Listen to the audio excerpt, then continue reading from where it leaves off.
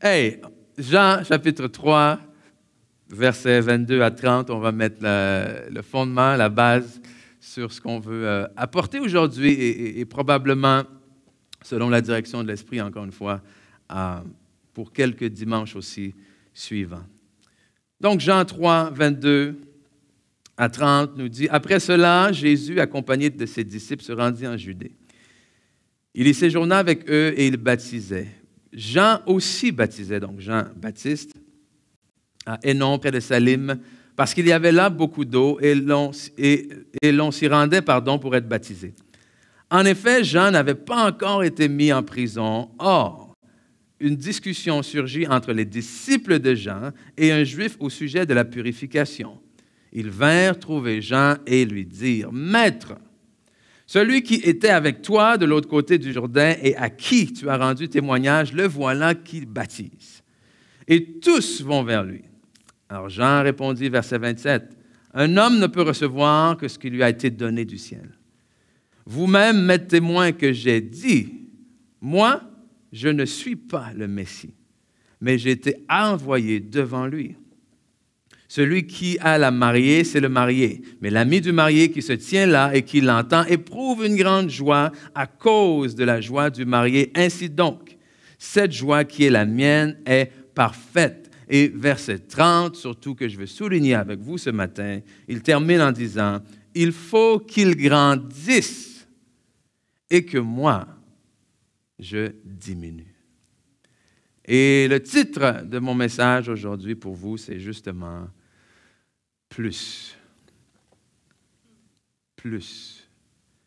Et quand on parle de plus, l'idée d'avoir plus dans nos vies, c'est quand même une idée assez attrayante, OK?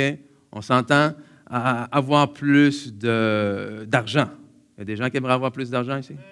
Il y en a assez vite sur la gâchette. OK, c'est bon.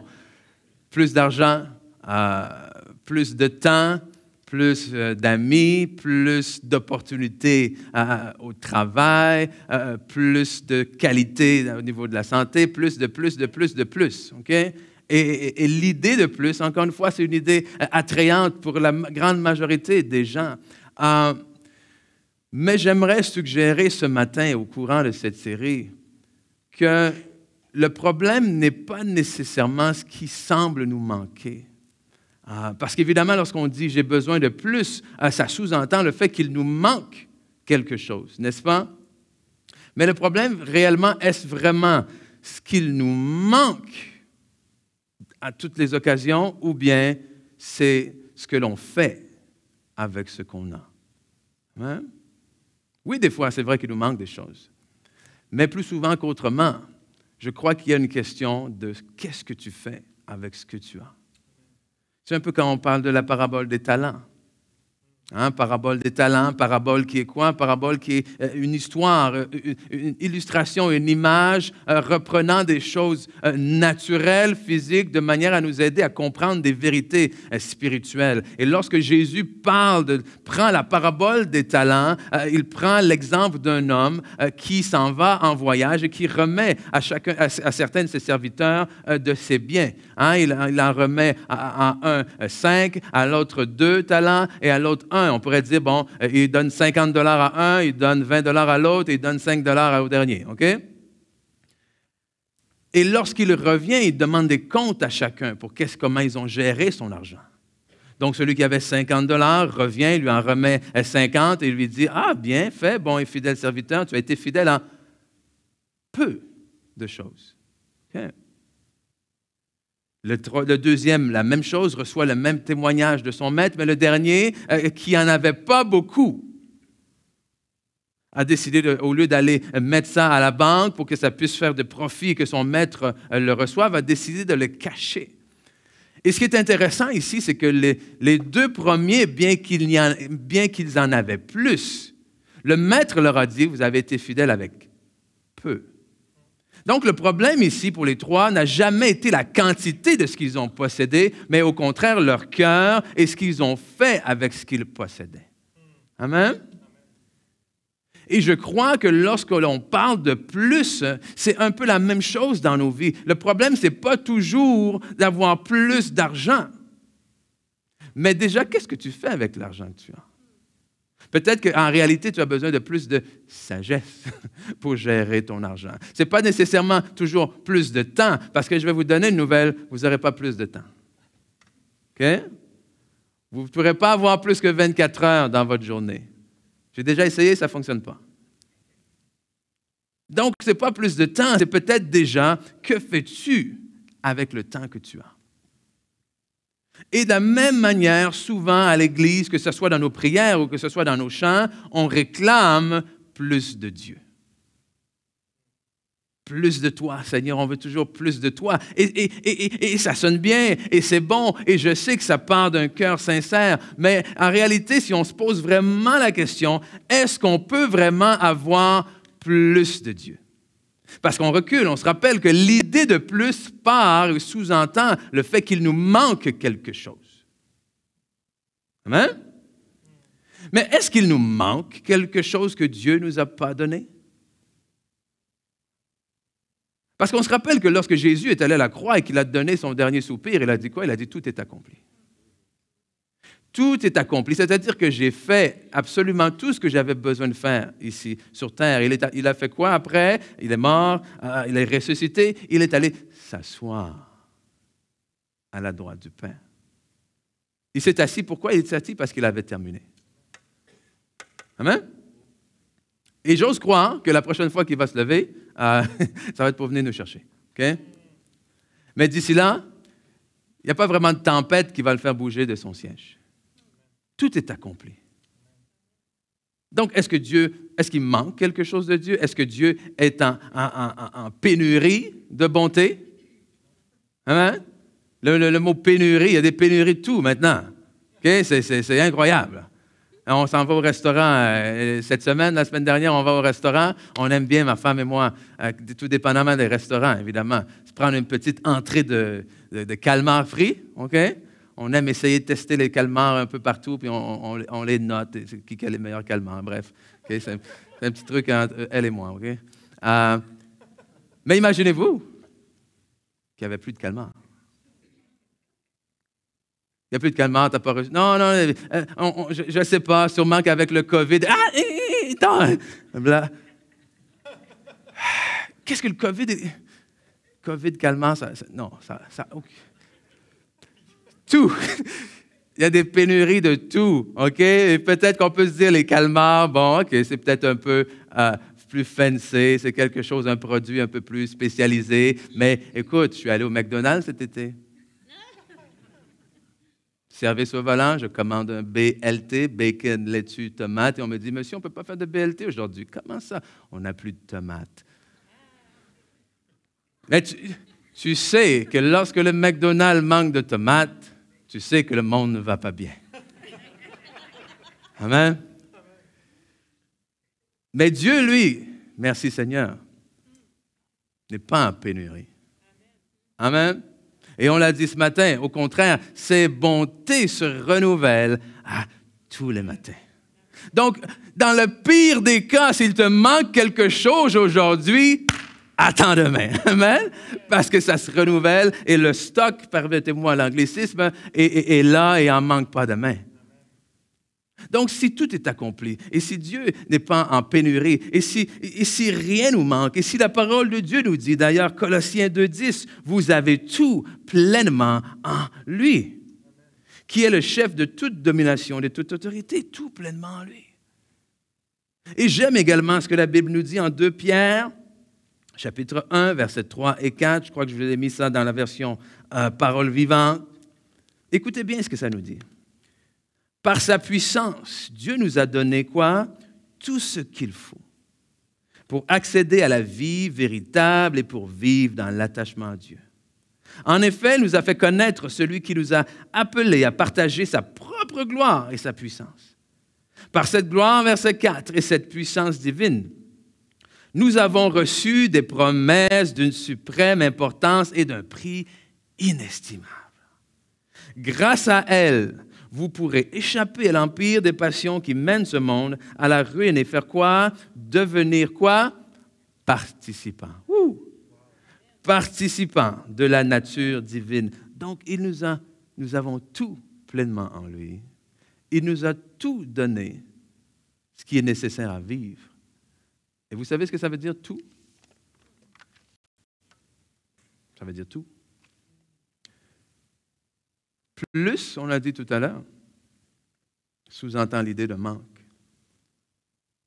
Tout, ça signifie qu'il ne manque rien. Si j'ai des choses dans mes poches et je vide toutes mes poches, ça signifie qu'après que j'ai vidé toutes mes poches, qu'est-ce qui reste dans mes poches? Quoi? Rien. Donc, si Christ nous a tout donné, qu'est-ce qui lui reste à nous donner? Rien. Donc maintenant, c'est peut-être plus une question de recevoir davantage de Dieu que d'expérimenter plus de ce qu'il nous a déjà donné. Amen. Parce que trop de nos vies de prière sont des vies de... on quémande justement quelque chose qui semble nous manquer. Hein?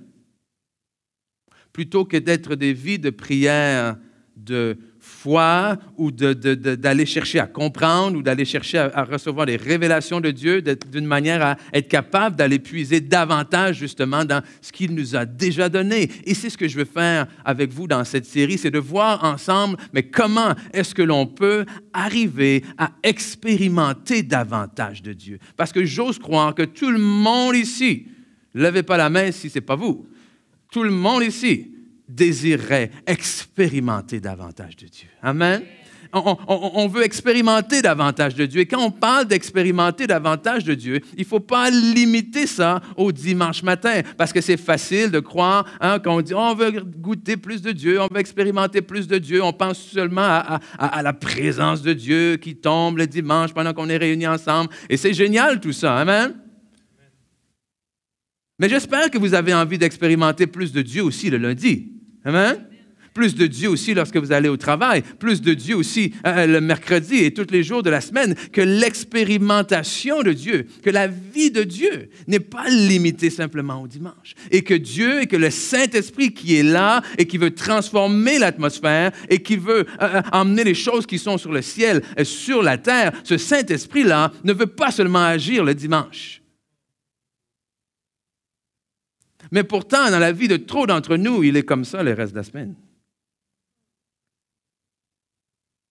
Oh, j'ai hâte qu'on m'appelle. J'ai hâte que quelqu'un fasse appel à moi. Parce qu'il faut comprendre une vérité. Il y a une grande différence entre obtenir la vie éternelle et vivre la vie éternelle. J'ose croire que la grande majorité d'entre vous avez obtenu la vie éternelle. Que vous êtes enfants de Dieu, nés de nouveau, certains baptisés du Saint-Esprit, parlant d'autres langues, ayant le Saint-Esprit en vous pour même manifester ses dons à travers vous. Mais combien d'entre nous vivons cette vie éternelle? Amen. Et c'est ce que je veux, c'est ce que je désire pour chacun d'entre nous. Que cette vie éternelle-là soit notre partage, que cette vie éternelle soit notre quotidien. Amen. Que la vie de Dieu soit ton quotidien. Qu'une expérience avec Dieu ne soit pas quelque chose qui arrive simplement une fois aux 5 ans, une fois aux 10 ans. Oh, je me rappelle, il y a 10 ans. Mais si on est honnête, la plupart de nos témoignages de l'expérience de Dieu, c'est ça. Je me souviens quand Dieu a agi telle année, c'était tellement bon, j'aimerais revivre ça. Mais Dieu est le même hier, aujourd'hui, éternellement. Et l'expérience de Dieu dans nos vies, ça ne signifie pas que je vais avoir des frissons toute la semaine. Non. Que je vais me promener comme ça toute la semaine. Oh, Coria Santo Robochere. Oh, non, non. Je crois qu'on peut être surnaturellement naturel. Parce que je pense que c'est la vie que Jésus a modelée. Une vie naturellement surnaturelle, venue comme un homme. Amen. venu dans le naturel, mais menant une vie surnaturelle. Et c'est ce à quoi nous sommes appelés. Et Jean le Baptiste, justement, nous donne une bonne piste dans ce qu'on a lu ensemble ce matin. Et j'aime Jean. Okay? C'est un personnage peut-être un peu méconnu, un personnage sur lequel on ne prêche pas nécessairement souvent, on le cite de temps en temps, mais il faut comprendre que Jean a eu un rôle extrêmement important à jouer. Jean a un ministère extrêmement important. Déjà, au niveau de sa naissance, il faut comprendre que la naissance de Jean a été une naissance quand même assez spectaculaire aussi. Amen? Ou est-ce que ses parents, Zacharie, Élisabeth, ses parents, ils étaient déjà trop âgés pour avoir des enfants et il a reçu, son père, la visite d'un ange également qui lui a prophétisé, qui lui a dit qu'il a entendu les prières, qu'il allait recevoir un enfant et il s'est demandé, mais justement, comment ça va arriver? On est beaucoup trop vieux pour ça. Et la Bible nous dit que déjà, que l'ange a promis à Zacharie que l'enfant allait être rempli du Saint-Esprit dès le ventre de sa mère. Amen? C'est pas rien, ça.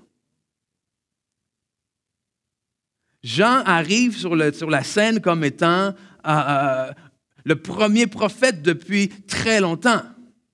On dit qu'entre la fin des prophètes de Malachie et le début du Nouveau Testament, il y a une période de silence d'environ 400 ans. Environ 400 ans pendant lesquels Dieu n'a pas parlé directement à son peuple de la part des prophètes. Et là, finalement, Jean le Baptiste arrive avec un message. Son message, c'est « Repentez-vous, car le royaume des cieux est proche. » Un homme particulier, un homme qui invite les gens justement à se faire baptiser une fois qu'ils ont accepté son message, d'où son nom, Jean le Baptiste. Un homme vêtu de quoi? Hein? D'habits de poils de chameau, qui mange, qui se nourrit de miel sauvage et qui mange? Hein? Des sauterelles. Vous savez, c'est biblique, hein, manger des sauterelles. Tous les grands hommes de Dieu mangent des sauterelles. Okay? Si vous ne comprenez pas, vous irez voir sur Facebook. Donc, Jean mangeait des sauterelles. Mais vous savez ce que je préfère chez Jean? C'est que Jean, non seulement savait exactement qui il était, mais il savait aussi exactement pourquoi il était. Amen? Et ici, dans le passage qu'on a lu, les gens viennent, comme c'est beaucoup trop souvent le cas, ils disent « Hey Jean, tu sais, il y a quelqu'un d'autre qui baptise, hein? Tu as pris la peine de l'annoncer, de lui faire le chemin, puis finalement, aujourd'hui, te rends-tu compte qu'il baptise plus de gens que toi? » Et là, au lieu de penser que Jean va s'emballer avec ça, va s'emporter, il leur répond, « Je vous ai dit moi-même, je ne suis pas le Messie. » Jean savait pourquoi il était. Jean savait, je suis la voix de celui qui crie dans le désert, qui fait un chemin, amen, qui prépare la venue du Seigneur. Et il dit, maintenant qu'il est là, moi, il faut que je diminue. Et lui doit croître. Et juste par ces quelques mots, par ces quelques paroles, il nous donne une piste extrêmement importante sur comment arriver à expérimenter davantage de Dieu dans nos vies. C'est que souvent, parfois, plus égale moins. Hein? Plus de Dieu dans ma vie va peut-être souvent signifier moins de quelque chose. Et pour nous, ça signifie quoi?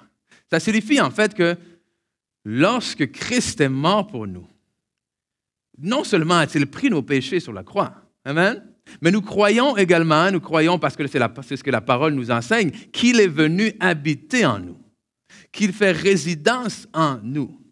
Mais maintenant, comme Paul nous le dit en Galates, il dit, si je vis maintenant, ce n'est plus moi qui vis. C'est Christ qui vit en moi, et la version Parole vivante va plus loin et dit, et qui reproduit sa vie en moi. Amen.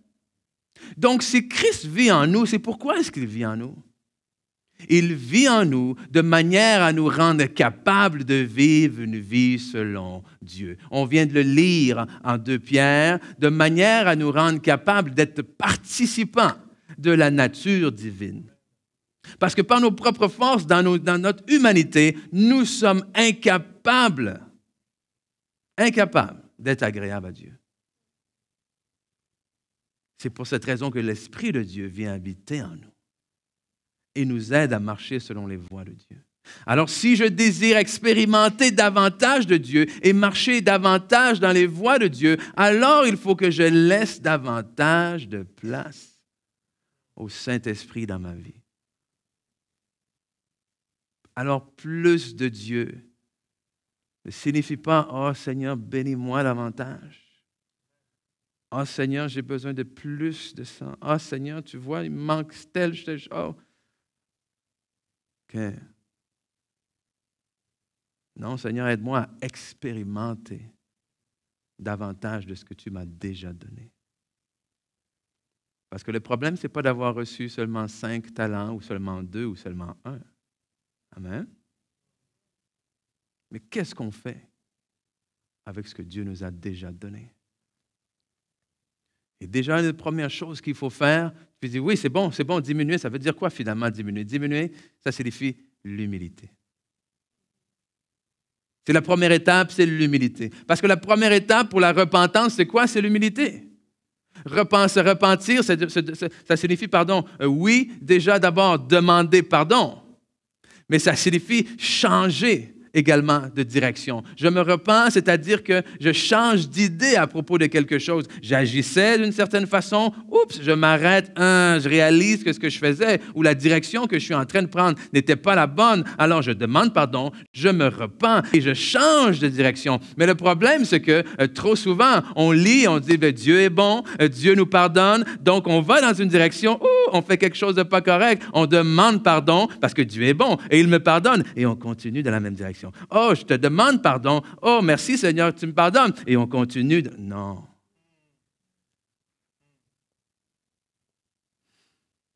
Hein? La première étape pour être capable d'expérimenter plus de Dieu, c'est l'humilité.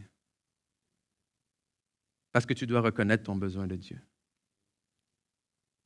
Tu dois être arrêté, d'être trop orgueilleux et croire que tu peux contrôler toi-même ta vie. Tu veux expérimenter Dieu dans ton mariage?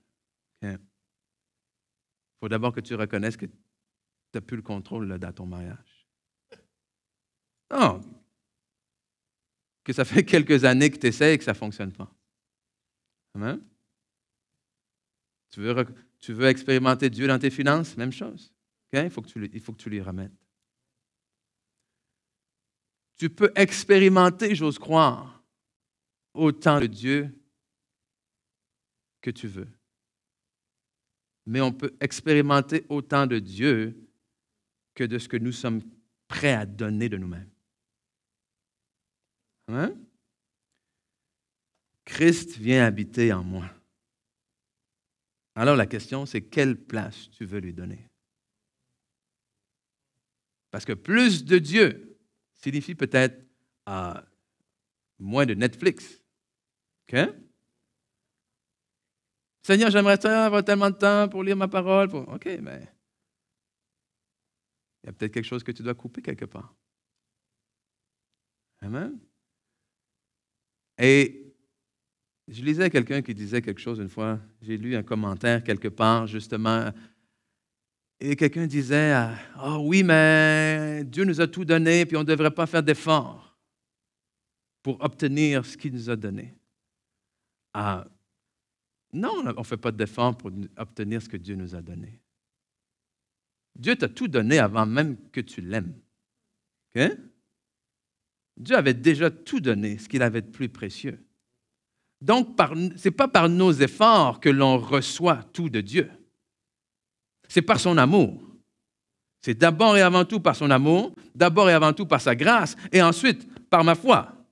Parce que je reconnais qu'il est Seigneur et je veux l'accepter dans ma vie. Donc, quand je l'accepte dans ma vie, je deviens quoi? Je deviens héritier de Dieu. Et parce que je suis héritier de Dieu, tout ce qui est à lui est à moi. Donc, je n'ai pas besoin d'efforts. Mais maintenant, pour expérimenter ces choses, amen,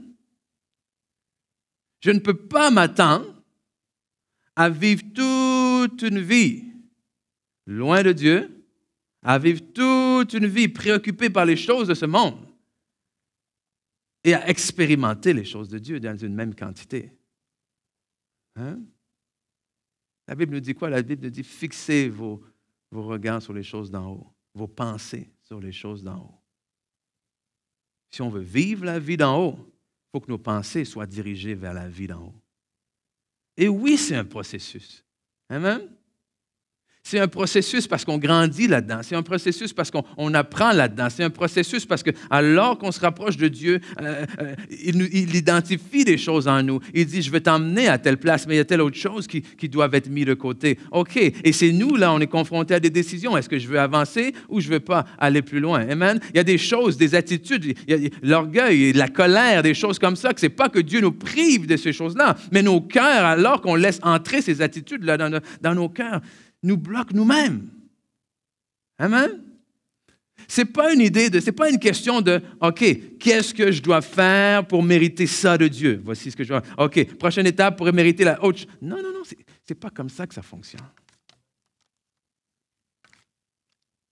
C'est pas une question de mérite. C'est juste une question de vivre dedans. Amen? Et comme on va voir dans les prochaines semaines, c'est juste une question de désirer davantage les choses de Dieu que les choses de ce monde. Parce que tout est déjà en Christ. Amen. Tout est déjà en Christ. Donc, comment on arrive à expérimenter davantage de Christ? Et ce qu'il faut comprendre, c'est que c'est la volonté de Dieu pour nous. Hein? Dieu veut qu'on expérimente davantage de sa présence aussi. Amen? Pensez-vous sérieusement que Dieu a donné ce qu'il avait de plus précieux, qu'il a envoyé son Fils sur la terre pour vivre pour nous, pour prendre nos péchés et aller à la croix, pour qu'on puisse être justifié, amen, pour qu'il passe à travers tout ce calvaire, justement, amen, qu'il aille mourir à la croix, pour que tout ce qu'on fasse, c'est « Merci Seigneur de m'avoir sauvé, c'est bon. Ouf, je n'irai pas en enfer. » C'est tout? Non. C'est tout? Non. Pensez pas qu'il veut que vous goûtiez à plus que ça? Hein? Pensez pas qu'il veut que vous puissiez, que nous puissions. Okay? On lit dans les Épîtres tout ce que nous avons en lui. Est-ce que vous pensez vraiment qu'il y a une de ces choses-là que Dieu ne désire pas que nous expérimentions? Amen. C'est comme si j'allais chez vous, que j'arrivais avec des valises pleines de cadeaux. Amen. Et des cadeaux que vous aimez, OK? Parce que des fois, il y a des gens qui nous donnent des cadeaux, puis c'est ça. Mais j'ai pris le temps de faire mes recherches. Et je sais exactement ce que vous aimez. Et je sais exactement ce dont vous avez besoin. Et je vous arrive avec 3 à 4 valises pleines. Amen. Un an plus tard, j'arrive chez vous. Vous avez ouvert seulement une des 4 valises. Ah, c'est génial! Tu as pu profiter de ce qu'il y avait dans la première. Mais tu as 3 autres valises remplies de choses que tu pourrais utiliser maintenant. Et c'est exactement la même chose. Amen. Je crois qu'on est arrivé à un point où on a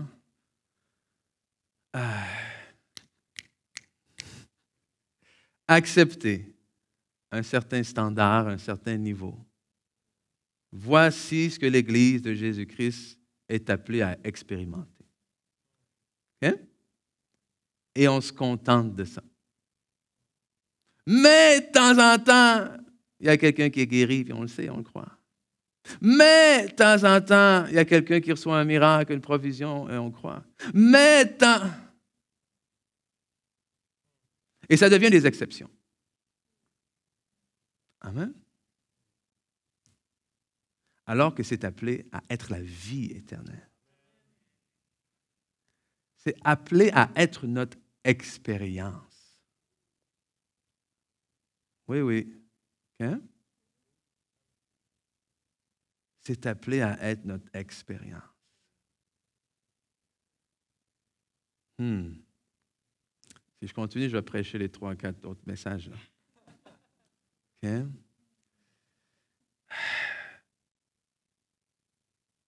Je vais rappeler l'équipe de louange si vous voulez revenir. Psaume 34.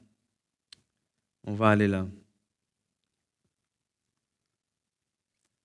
Psaume 34 nous dit, versets 7 à 9, OK?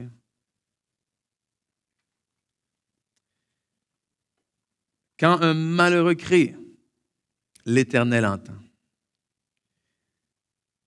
Et il le sauve de toutes ses détresses. L'Éternel campe autour de ceux qui le craignent. Et il les arrache au danger. Verset 9, goûtez et voyez. On va dire ensemble, goûtez et voyez. Combien l'Éternel est bon. Heureux l'homme qui cherche refuge en lui. Goûtez et voyez. Goûtez et voyez. Goûtez et voyez. C'est plus que parler, c'est plus que entendez comment Dieu est bon. Ouf, c'est goûter et voyez. Amen. J'ai beau vous dire à quel point une orange peut être succulente, juteuse, je peux vous décrire tout. Mais tant et si longtemps que vous n'y avez pas goûté, vous ne savez pas à quel point. Je suis passé par la Belgique, j'en ai profité pour ramasser du chocolat. Ouf!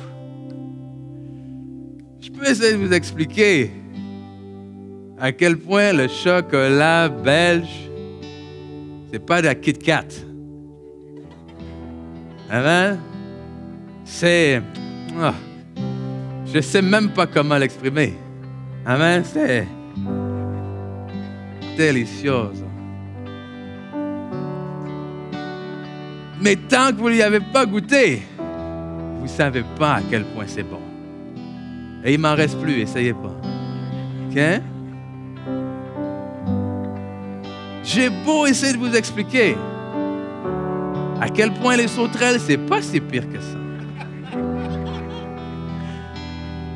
Comment c'est croustillant. Le seul problème, c'est les pâtes qui restent des fois coincées. Hein? Mais sinon, c'est... Mais tant que tu n'y as pas goûté, peut-être que rendu là, certains préfèrent pas y goûter. Tu sais pas. Tu sais pas. Et moi, j'ai envie de goûter. Amen. J'ai envie de voir. Je ne peux personnellement pas me satisfaire dans ma vie de moins que ce que Dieu m'a promis. Amen. Parce que si Dieu me l'a promis, c'est pas parce qu'il attend pour me le donner. C'est parce qu'il me l'a déjà donné. Amen. Et on a besoin de gens dans l'Église également qui vont goûter, qui vont voir, amen, qui vont être capables de parler, de montrer aux gens à quel point c'est bon. Et ça me fait penser à un exemple que j'ai entendu dernièrement un pasteur parler de ça. Juste plus... J'ai entendu le pasteur dire, et j'ai bien aimé, il a dit, on a besoin de guides touristiques et pas d'agent de voyage. Et je me suis dit, qu'est-ce qu'il veut dire? Et là, il a expliqué pourquoi. Vous savez, avant d'aller au Congo, j'ai fait affaire avec une agence de voyage. Une agente de voyage, elle a fait un travail extraordinaire, soit dit en passant. Okay? Elle m'a aidé non seulement à trouver le billet, mais elle a aidé à savoir tout ce qu'il faut faire pour être capable d'y aller, les vaccins et toutes ces choses-là, les documents qu'on doit avoir. Il y a quelques fois où même mon vol a été changé, puis à chaque fois, très rapide pour me contacter, pour me dire hey, « voici ce qu'on va faire et tout ». Et même quand je suis parti, elle m'a envoyé un message, s'assurer que tout était OK. Elle a fait un travail extraordinaire, mais vous savez quoi? Elle n'est jamais allée au Congo. Hein? Alors que quand j'étais là,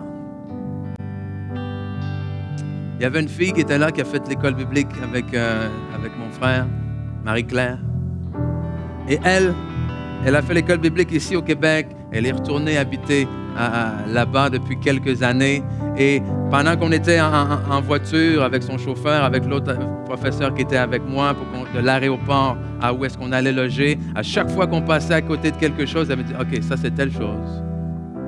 Tu vois, c'est ici, tatati, c'est le palais, le président, tata. Oh, ça c'est telle chose, telle compagnie. Depuis X années, depuis 1980, voici telle compagnie, ils font ci. Ah, ici c'est un jardin. Ici, wow! C'était...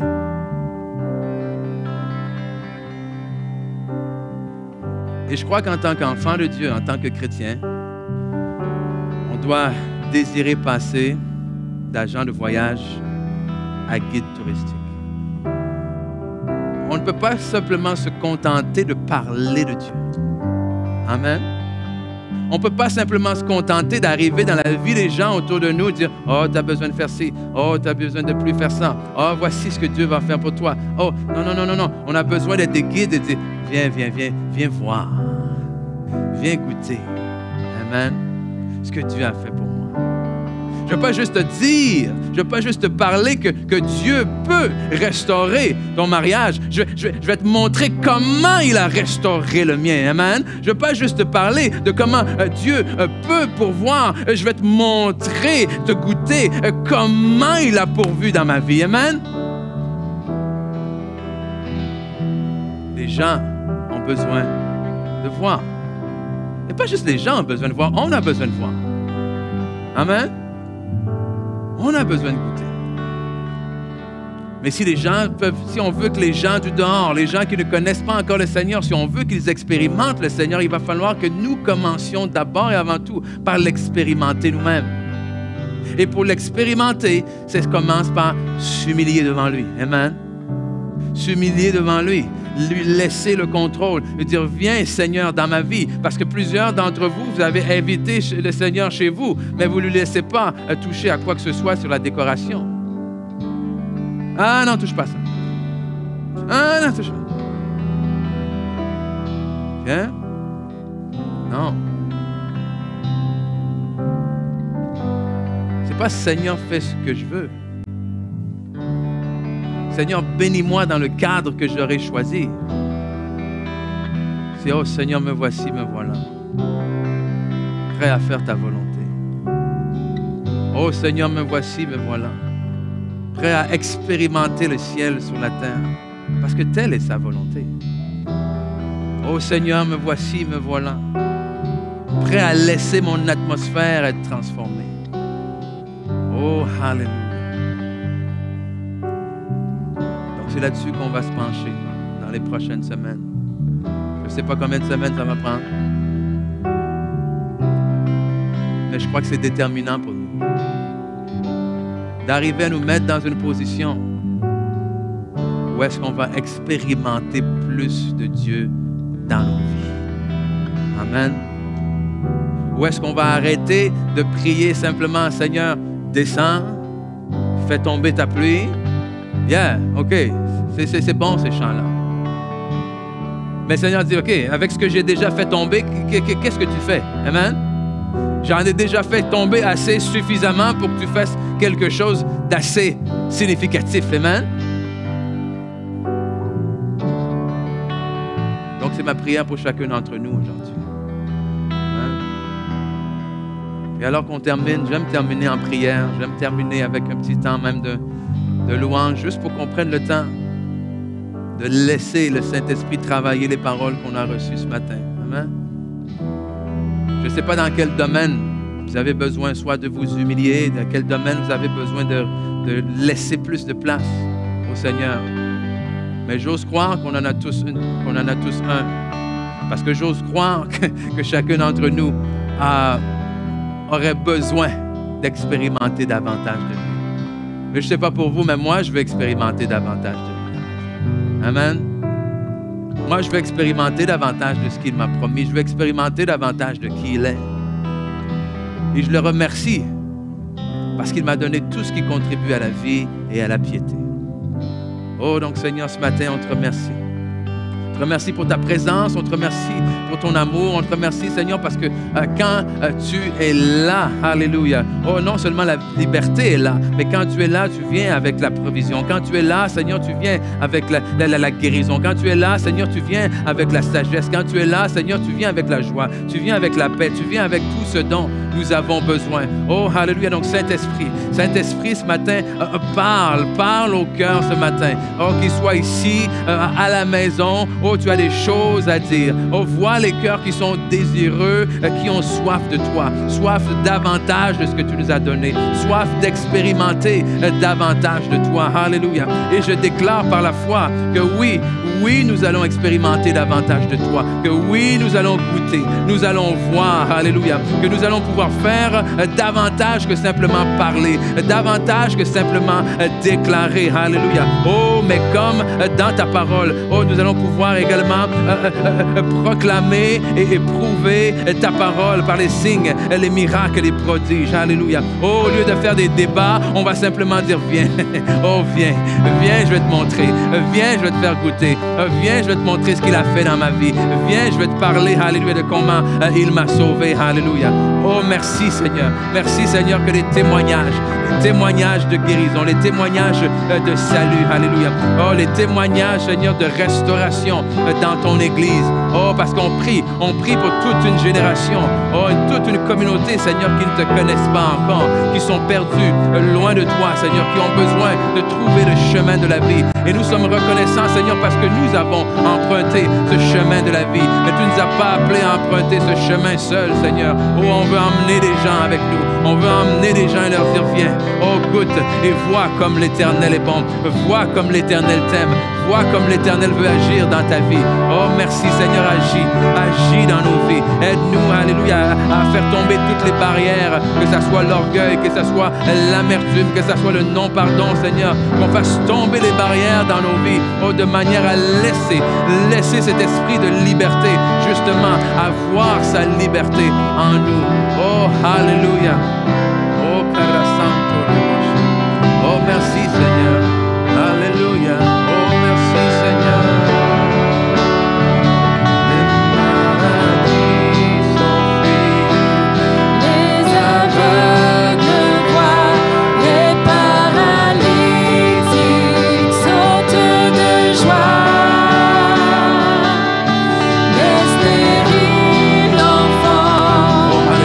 Les sourds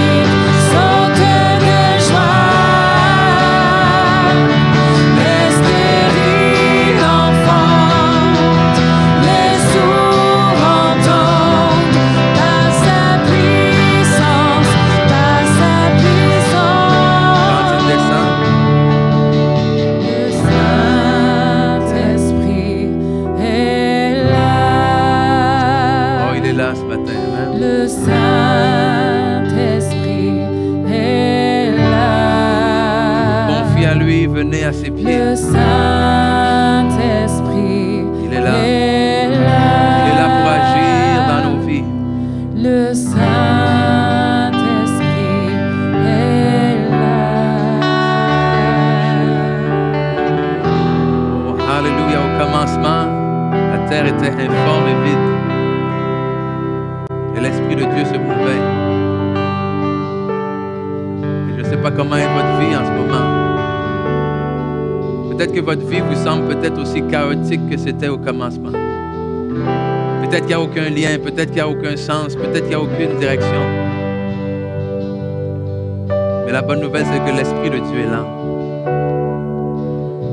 Et lorsque la parole de Dieu est déclarée, lorsque Dieu dit, l'Esprit de Dieu agit. Et c'est cette parole, mes amis, qui doit être dans votre cœur. C'est cette parole qui doit être dans votre bouche. Et Dieu dit, oh, qu'est-ce que Dieu dit dans votre situation? Pas qu'est-ce que vous êtes en train de vous dire, pas parce que l'ennemi dit.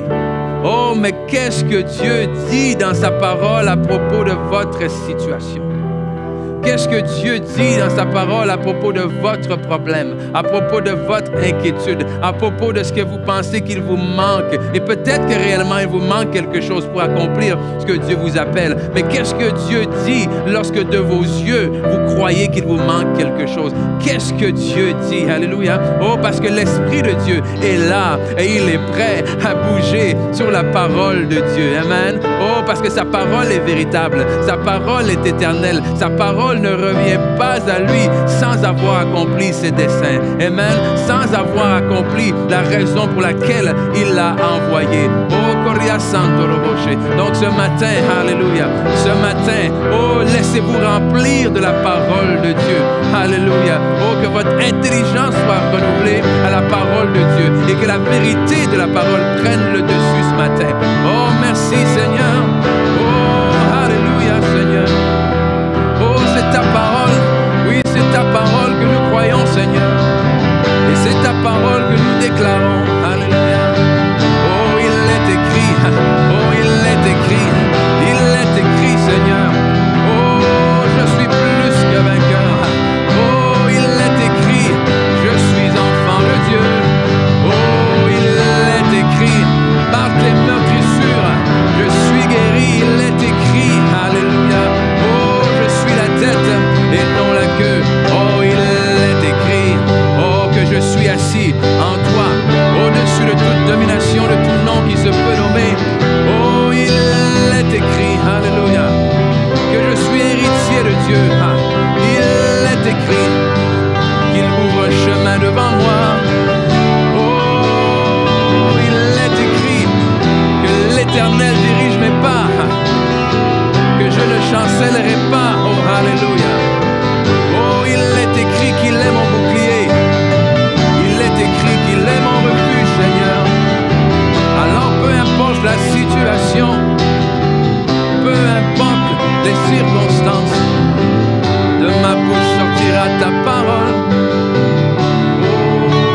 Oh, il est écrit. Il est écrit. Il est écrit.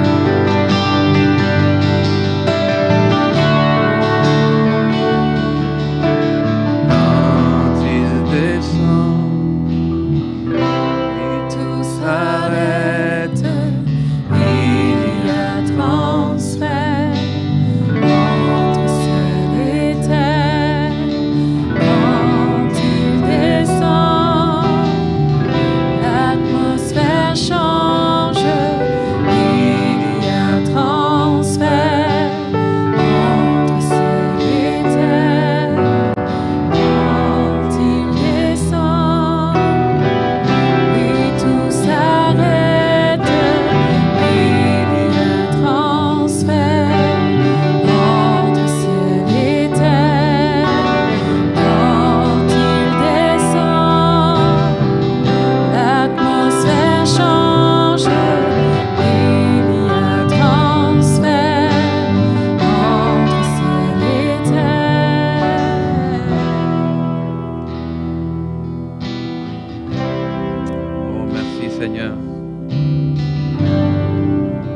Ta volonté soit faite sur la terre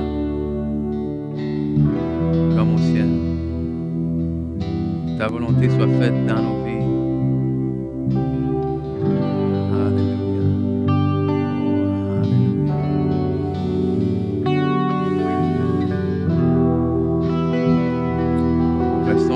instant dans sa présence.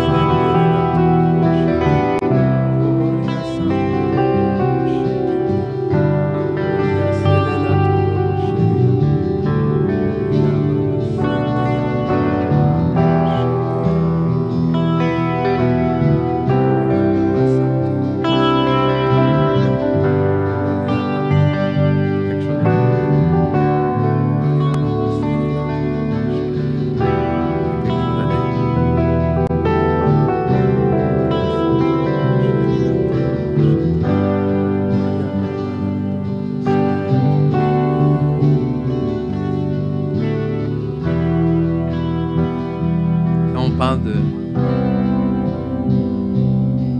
expérimenter Dieu.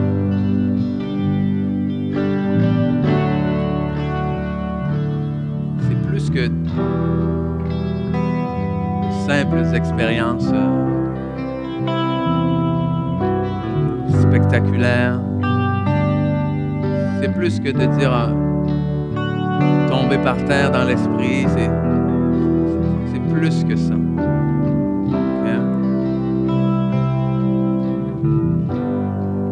D'avoir vraiment la présence de Dieu et l'Esprit de Dieu avec nous, qui transforme tout lieu où se pose la plante de nos pieds. Parce que tout lieu où vous allez, là aussi l'Esprit de Dieu va. Tout lieu où vous allez, là aussi, l'Esprit de Dieu va. Donc, merci Seigneur. Merci Seigneur que tu nous fais des porteurs de ta parole de vie. Tu fais de nous des flambeaux, Seigneur. Dans cette génération perverse et corrompue, Seigneur, que tu fais de nous la lumière dans ce monde.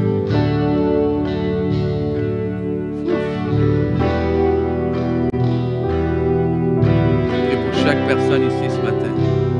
Alléluia. Que tu puisses les aider justement à être remplis de ta présence continuellement, à être remplis de ta conscience de ta présence. Alléluia, alléluia.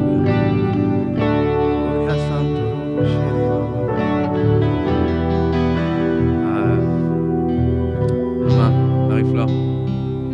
OK. Quand je priais sur tout lieu. Amen. Que j'avais à cœur vraiment pour vous. Tout lieu où le Seigneur vous envoie. Où il vous envoie, il va vous donner ce lieu. Que son esprit vous suive. Okay? Et que des fois, ça semble différent, ça semble pas être ce qu'on veut, ça semble pas être ce qu'on croit, ça semble même pas être ce que le Seigneur nous a promis. Hein? Mais la promesse de sa présence, elle est là, elle est éternelle. Et quand on parle de l'atmosphère qui change, c'est ça. OK? Faut croire qu'il est capable de faire ça. Faut croire qu'en un instant, le ciel peut venir sur la terre et changer toute situation. Amen. Alléluia.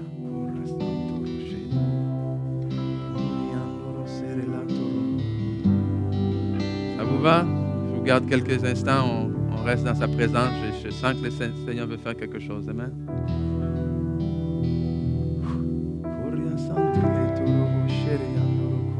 Oh, merci Merci Seigneur. Alléluia Seigneur.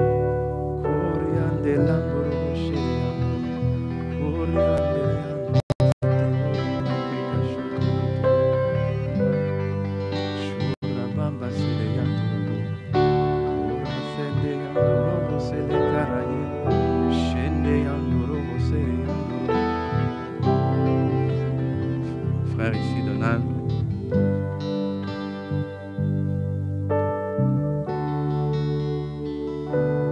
Ce que je ressens dans mon cœur, c'est vraiment que le Seigneur veut faire quelque chose de nouveau.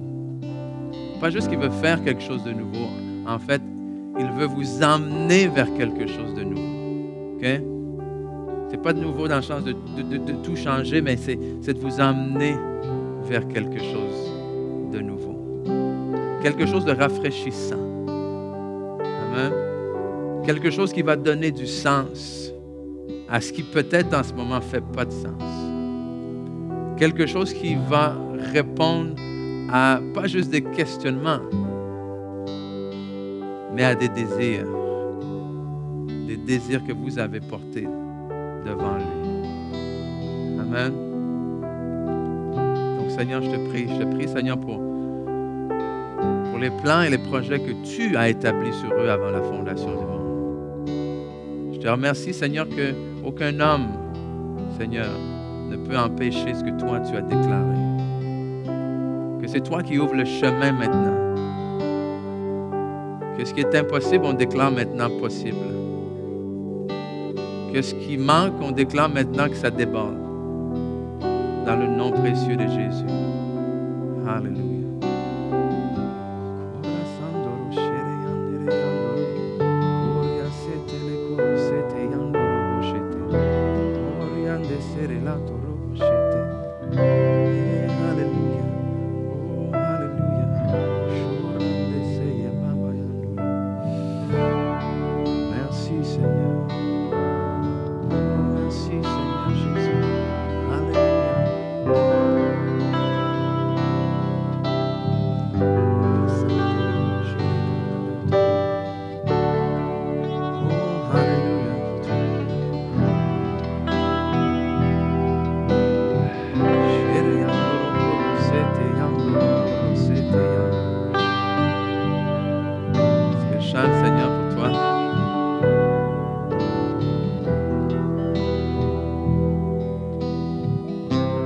T'emmener à des chemins que tu n'as aucune idée. Okay? Et c'est ce qu'il faut que tu comprennes. Tu n'as aucune idée. Donc, essaye pas d'avoir une idée. Tu n'as aucune idée de ce qu'il veut faire. Hein? Et ce que ça va demander pour aller là? Obéissance. Obéissance, soupçon d'humilité, obéissance.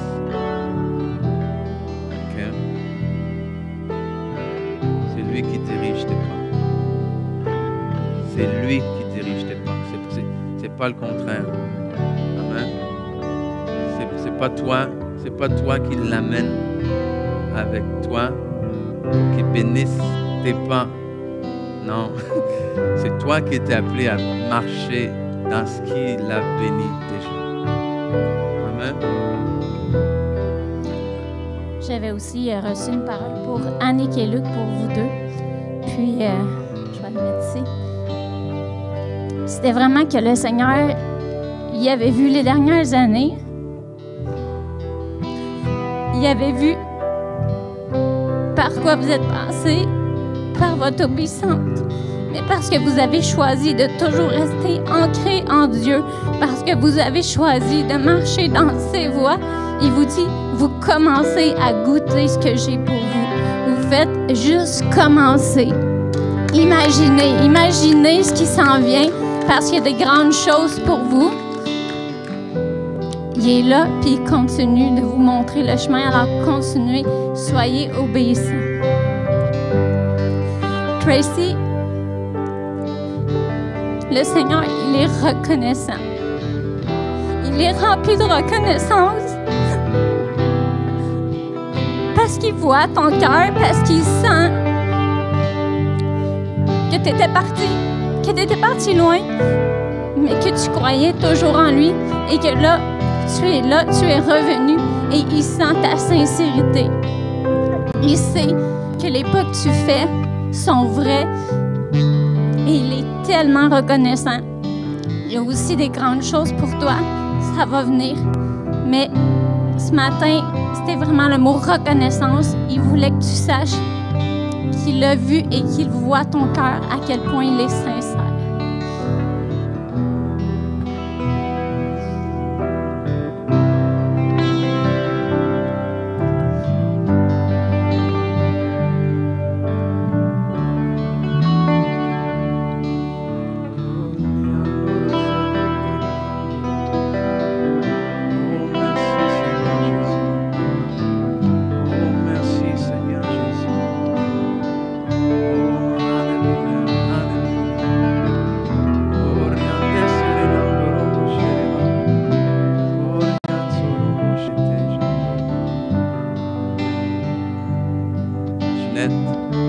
Alors que je te voyais comme ça, c'est vraiment, comme si j'ai senti, j'ai vu, Seigneur, qui justement déposait quelque chose dans ta main. Ouais. Je vois déposer un cadeau, peut-être un don, mais vraiment un cadeau pour toi. Un cadeau pour cette nouvelle saison. Amen. Un cadeau, c'est... Et dans ta position, c'était ce que je ressentais, c'est vraiment, c'est quelque chose. C'est comme si c'est quelque chose que tu avais demandé. Amen. C'était sur ta liste de Noël. Puis c'est tiens, je te donne ce cadeau-là. Mais c'est même au-delà de ce que tu as demandé. Amen. C'est même au-delà de ce que tu as demandé. Seigneur, peu importe, c'est toi qui sais, c'est toi qui connais, c'est toi qui bénis ce don. Il est déjà béni. Ça puisse être une source de bénédiction pour elle, une source de bénédiction pour tous ceux et celles qui vont être en contact avec elle, en contact avec ce don que tu lui donnes en ce moment, Seigneur, dans le nom de Jésus. Alléluia. Alléluia.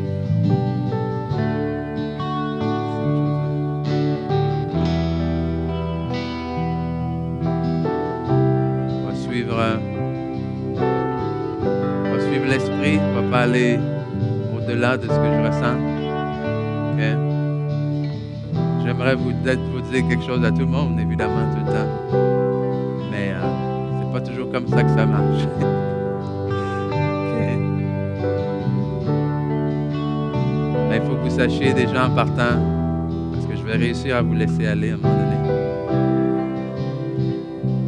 que vous êtes bénis. Okay? Et on se le dit tellement souvent, hey, sois béni, hey, Seigneur. Non, mais vous l'êtes, vraiment. Des bénédictions, Dieu dit du bien sur vous. La parole de Dieu déclare du bien sur chacune de vos vies. Et c'est en déclarant ce bien-là que je veux terminer également. Donc, Seigneur, que tu puisses les accompagner toute la semaine, les guider, les diriger, les remplir de sagesse, peu importe les décisions qu'ils ont besoin de prendre, les remplir vraiment de ton amour. Et merci qu'à tous les jours, jour après jour, ils sont tous de plus en plus sensibles à ta présence et qu'on puisse tous ensemble en tant qu'Église expérimenter davantage de ta présence. Dans le nom précieux de Jésus. Amen. Amen. Soyez bénis. Passez une bonne semaine. On vous aime. La suite la semaine prochaine. Bye bye.